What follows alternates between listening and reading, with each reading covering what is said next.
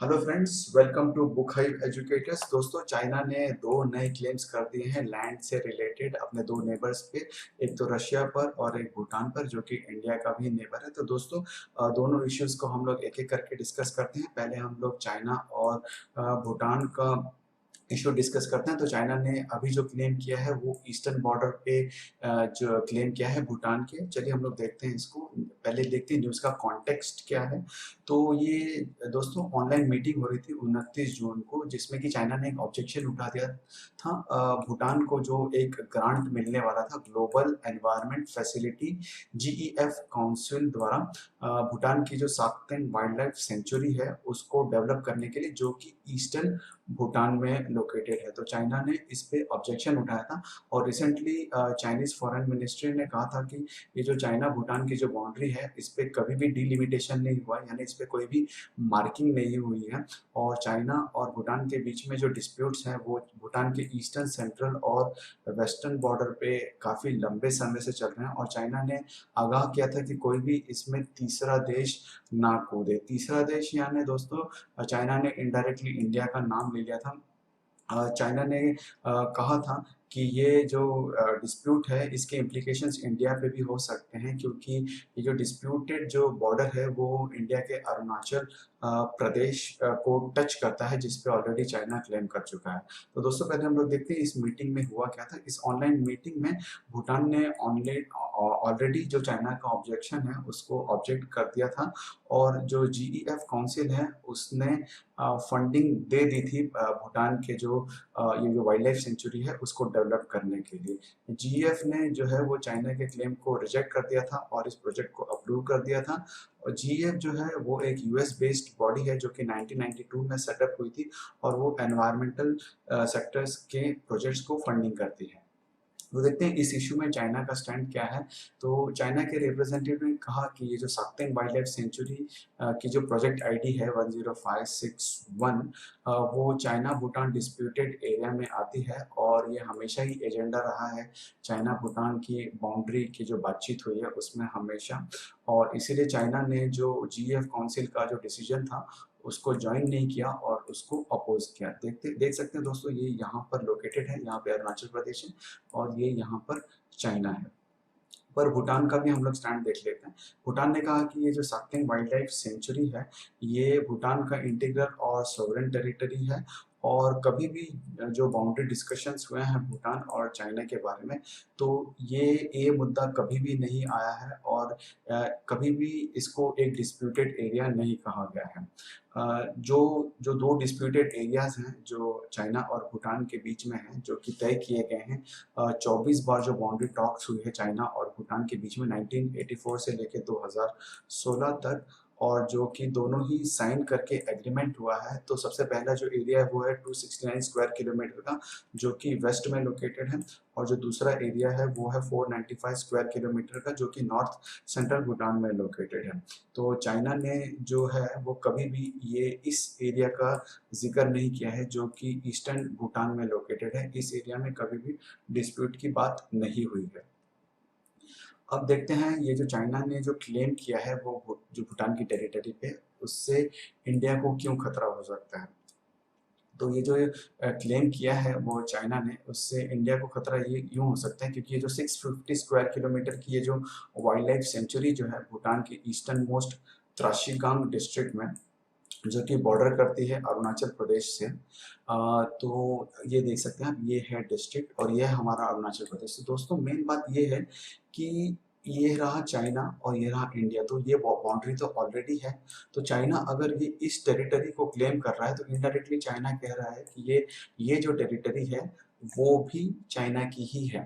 तो चाइना ने अभी नहीं कहा है, लेकिन इनडायरेक्टली चाइना यही कहना चाह रहा है। और जो कि चाइना ने एक 2014 के मैप में बताया भी था कि ये अरुणाचल प्रदेश वाली टेरिटरी चाइना की है। लेकिन दोस्तों, ये जो 2014 का मैप जो चाइना ने बताया था, जिसमें कि चाइना ने साउथ चाइना सी को भी अपनी टेरिटरी बताया था, उसमें जो ये साक्तेन वाइल्ड लाइफ सेंचुरी है, उस जो ये त्राशिगांग डिस्ट्रिक्ट में लोकेटेड है, उसको चाइना ने अपनी टेरिटरी में नहीं बताया था, उसको चाइना ने भूटान की टेरिटरी में ही बताया था इस 2014 के मैप में। तो दोस्तों देखते हैं इस इश्यू को रिजॉल्व करने की ज़रूरत क्यों है। तो भूटान का मानना है कि ये जो क्लेम्स हैं ये किसी जूनियर ऑफिशियल ने किए होंगे, जिसको कि बाउंड्री टॉक्स के बारे में उतनी जानकारी नहीं होगी, क्योंकि ऐसे क्लेम्स किए जाने से जो ओरिजिनल जो बाउंड्री टॉक्स चल रहे हैं उसकी इम्पोर्टेंस कम हो जाती है और जो रिलेशंस हैं वो और बिगड़ सकते हैं, क्योंकि भूटान भी फिर जो नॉर्थर्न पार्ट में जो भी डिस्प्यूटेड एरियाज है वहाँ पर भूटान अपनी टेरिटरी को क्लेम कर सकता है। तो फाइनली भूटान और चाइना को इस डिस्प्यूट्स को रिजॉल्व करना चाहिए, क्योंकि ये जो झूठे क्लेम्स हैं ये सिर्फ एक प्रेशर टैक्टिक हो सकती है, और चाइना ने जो है ये क्लेम इसीलिए किया होगा क्योंकि इंडिया के इस एरिया में स्ट्रेटेजिक इंटरेस्ट थी। तो दोस्तों हम लोग अब सेकंड इशू डिस्कस करते हैं, चाइना ने जो रशिया के साथ टेरिटोरियल डिस्प्यूट अराइज किया है उसको।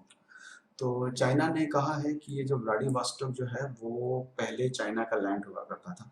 कैसे होता था हम लोग देखते हैं, पहले तो हम लोग ये न्यूज़ देखते हैं कि एक्चुअली न्यूज़ क्या थी। तो ये जो 2 जुलाई को दोस्तों व्लादिवोस्टोक जो कि लोकेटेड है रशिया के फार ईस्ट में, इसको 160 साल पूरे हो गए थे, तो उसकी सेलिब्रेशन चल रही थी। तो उसका वीडियो एक पोस्ट किया गया था सोशल मीडिया पे, जिसको काफ़ी क्रिटिसिज्म मिला था चाइनीज़ जर्नलिस्ट और वहाँ के लोगों द्वारा। तो चाइना ने कहा था ये जो एरिया है जिसका नाम आज प्रिमोर्स्की क्राय कहा जाता है, प्रिमोर्स्की क्राय, और व्लादिवोस्टोक जो है इसका एडमिनिस्ट्रेटिव कैपिटल है, वो पहले चाइना का पार्ट था। लेकिन दोस्तों ये जो सारे क्लेम्स हैं ये सारे जर्नलिस्ट और अनऑफिशियल लोगों ने कहा है। चाइना की जो फॉरेन मिनिस्ट्री है उसने ऑफिशियली ऐसा कोई भी क्लेम नहीं किया है। तो पहले हम लोग देखते हैं दोस्तों ये इसका सच में कनेक्शन है क्या कोई चाइना के साथ में। तो ये प्रिमोर्स्की क्राय 1860 के पहले जब ये रशिया की टेरिटरी नहीं था, तब ये एक मंचू सेटलमेंट कहलाता था, जो कि चाइना की किंग डायनेस्टी का पार्ट था। ये किंग डायनेस्टी थी और यहाँ पे दोस्तों मंचू सेटलमेंट हुआ करता था। तो ये मंचू सेटलमेंट का पार्ट था, और व्लादिवोस्टोक का नाम उस वक्त हाइशियन वाई या फिर बे ऑफ सी स्लग्स था। लेकिन जब दोस्तों सेकंड ओपियम वॉर हुआ 1856 में, तो ब्रिटिश और फ्रेंच ने काफ़ी लूटपाट मचाई चाइना में, और इसी के साथ क्या हुआ, साउदर्न पार्ट से ब्रिटिश और फ्रांस ने अटैक किया। तो रशिया ने भी प्रेशर बिल्ड करने के लिए अपनी आर्मी जो है वो नॉर्दर्न बाउंड्रीज पे लाकर खड़ी कर दी, और रशिया ने शर्त ये रखी कि वो अपनी जो मिलिट्री है वो यहाँ से तभी हटाएगा तब तब हटाएगा अगर जो जो किंग डायनेस्टी जो है वहाँ पर जितने भी डिस्प्यूटेड एरियाज हैं वो रशिया को दे दे। तो मजबूरी में रशिया को चाइना को सारे के सारे डिस्प्यूटेड एरियाज जो है वो रशिया को देने पड़े।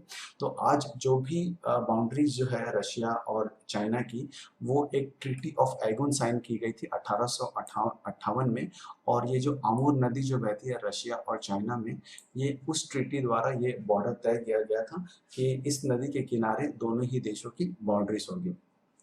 लेकिन दोस्तों हुआ ये कि रशिया तो थोड़ा हट गया पीछे अपनी टेरिटरीज लेके, लेकिन ब्रिटिश और फ्रांस ने जो है वो लड़ाई जारी रखी, और उन्होंने काफ़ी लूट और प्लंडर मचाया चाइना पे, और इसको लीड कर रहे थे ब्रिटेन के लॉर्ड एल्गिन। तो फाइनली जो है वो चाइना को साइन करना पड़ा कन्वेंशन ऑफ पैकिंग, जो कि साइन हुआ था चाइना, रशिया, ब्रिटेन और फ्रांस के बीच में। तो ये जो कन्वेंशन जो था ये साइन हुआ था अक्टूबर 1860 में, जहाँ की ब्रिटिश को मिला था काउलून पेनिनसुला और हांगकांग मिला था। तो दोस्तों ये हांगकांग और काउलून पेनिनसुला जो है वो ब्रिटिश को मिल गया था। काउलून पेनिनसुला दोस्तों जो हांगकांग शहर का जो मेन लैंडमास है उसको काउलून पेनिनसुला कहा जाता है, और हांगकांग में अभी रिसेंटली प्रोटेस्ट भी हुए थे।